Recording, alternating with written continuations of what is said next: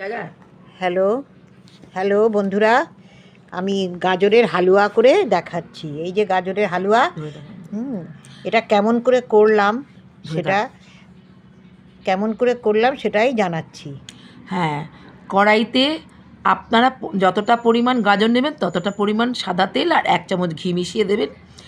ওটা গরম হলে গাজর গ্রেট করাটা ছেড়ে দেবেন, দিয়ে মোটামুটি 25 থেকে 30 মিনিট নাড়বেন ভালো করে, 1 চিমটি নুন দিয়ে নাড়তে নাড়তে যখন দেখবেন তেলটা বেশ ভাজা ভাজা মতন দেখাচ্ছে, তখন আপনারা ওর মধ্যে 500 যদি গাজর হয় 400 চিনি দেবেন।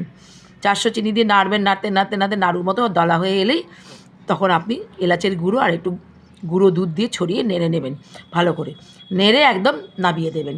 আর তার উপরে নামানোর সময় আবার 2 চামচ ঘি ছড়িয়ে দেবেন। ঠিক আছে, টাটা।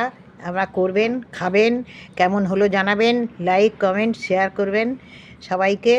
আর আবার কমেন্ট করলে তখন জানতে পারবো যে আপনার কেমন হয়েছে। টাটা। আমরাও তখন দেখবো সেটা কেমন হলো। Tata, thank you.